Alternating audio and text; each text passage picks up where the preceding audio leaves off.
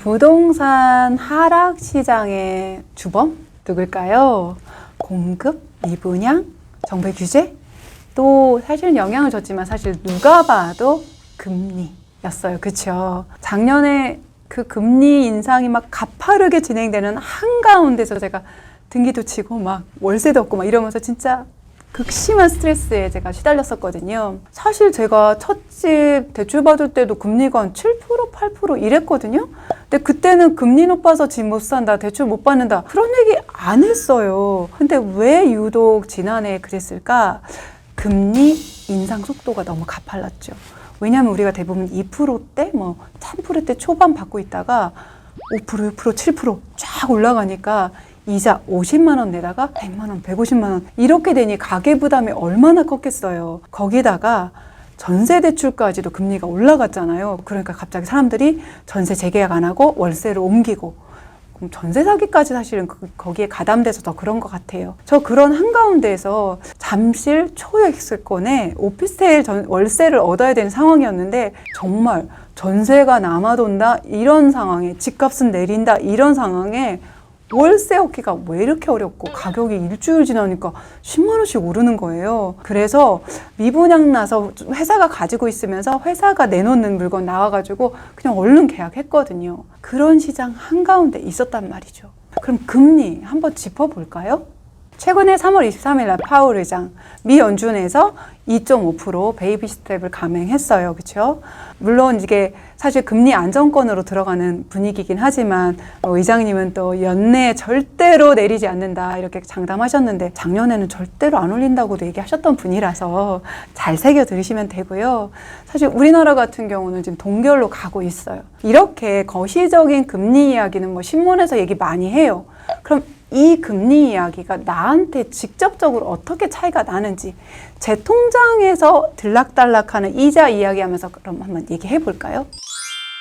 작년 11월 그 심란한 상황에서 저는 등기를 쳐야 했어요. 제가 부동산 이렇게 오래 하면서도 대출을 많이 일으키지는 않았지만 대출 일으키면서 금리 결정하면서 이렇게 스트레스 받아본 적이 없어요. 금리가 무섭게 오르죠. 다음 달에 또 오른다는 게 거의 확실하게 정해져 있는 상태에서 제가 금리 방향을 정해야 되잖아요. 그때 하나은행에서 저한테 제시한 게 3개월 변동금리 5.7%, 6개월은요 0.5% 더 올린대요. 거기서.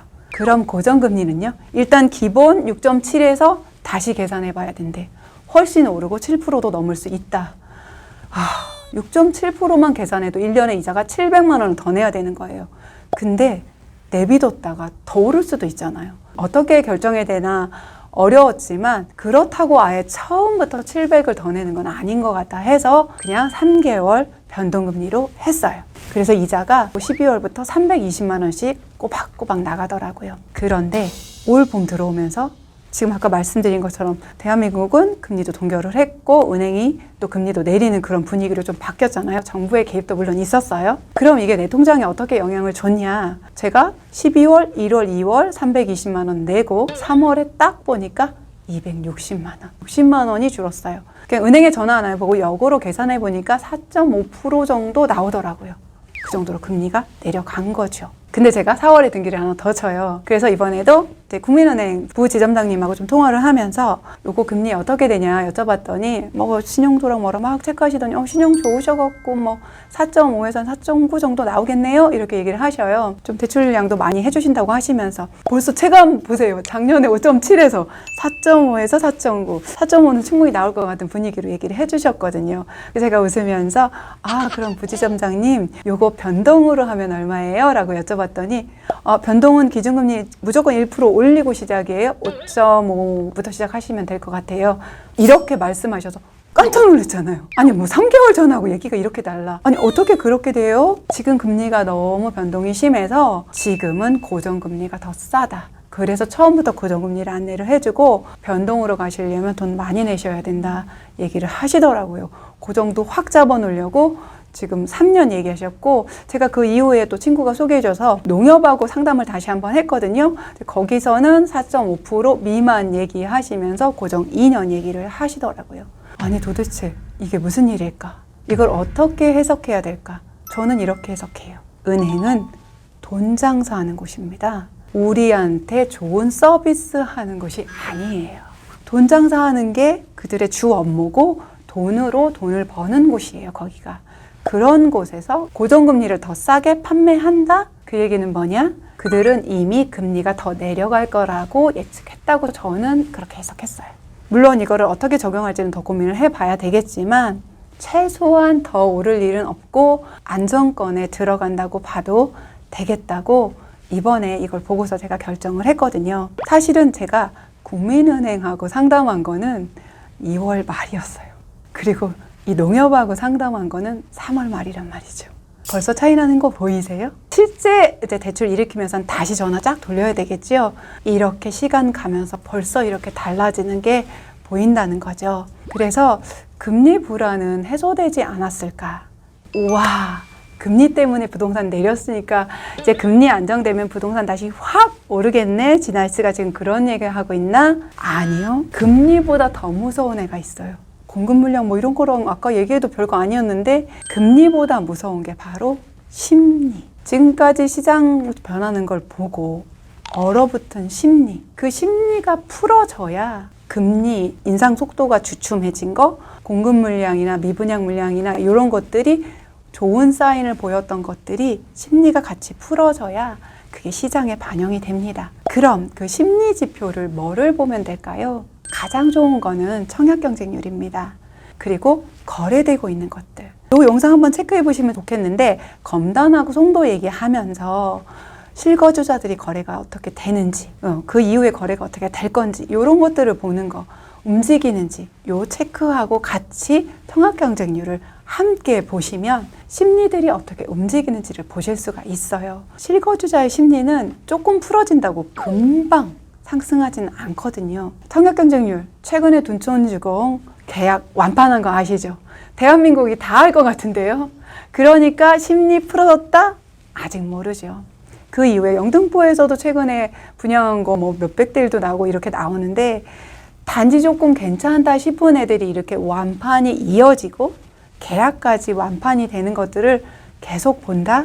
그럼 심리가 지금 봄 오는 것처럼 얼음 다 녹고 꽃이 피지 않을까 생각합니다. 잊지 말아야 될 것 중에 하나가 그렇게 시장이 안 좋을 때도 30대 매수세가 끊어지지 않았다는 뉴스 보셨어요? 저는 봤거든요. 실제 예전하고 다른 포인트 딱 하나 더 있는 건 뭐냐면 어쩌면 이거는 예전의 경험이나 어떤 데이터를 가지고 알 수 없는 부분이 될 건데 뭐냐면 요즘은 다들 공부하고 준비하시는 분이 많아요. 그리고 정보 공개가 어느 때보다도 투명하게 빠르게 되기 때문에 시세 변화, 매수세 움직이는 거 보고 빨리 들어가시는 분이 예전보다 많을 거라서 심리 풀어지는 시간대가 훨씬 짧아지지 않을까 예측해 봅니다. 요거는 어떻게 해야 되냐 그럼 부동산 기본적인 공부 당연히 하시고 그거 업데이트 하시면서 시세 흐름 변화 업데이트 하시고 청약 경쟁률 신문에서 보도해 주거나 그거 챙겨보기 힘들면 가끔씩 청약홈 들어가서 관심 있던 단지 청약 경쟁률 어떻게 나왔는지 체크 해보시면서 심리가 녹고 있는 거 맞나? 찾아보시면 좋을 것 같아요. 부동산 시세 바닥? 저 몰라요. 어느 누구도 몰라요. 바닥 뜨고 상승하는지 저러다가 다시 꼬꾸라질지도 몰라요. 그렇지만 심리가 살아나면서 거래량이 터지면서 요 정도 가격이면 내 집 마련하는데 큰 무리 없다. 이 정도 아파트면 지금 집보다 훨씬 입지도 좋고 가격대도 괜찮다. 그럼 이번에 갈아타야겠다 라는 시점 이렇게 시장 예의주시 하시다 보면 보이실 겁니다. 저도 계속 시장에 나오는 이런 이야기들 꾸준하게 들려드릴 테니까 어디 가지 마시고 이제 지겹다. 그래서 똑같은 말 구독, 좋아요 눌러주시고 알람 설정 꼭 해주세요. 제가 언제 라방 오픈할지 모르거든요. 댓글로 소통하면서 같이 가요. 혼자 시세 파악하고 혼자 분위기 파악하기 어렵잖아요. 저랑 같이 해요. 네, 감사합니다. 오늘도 미라클.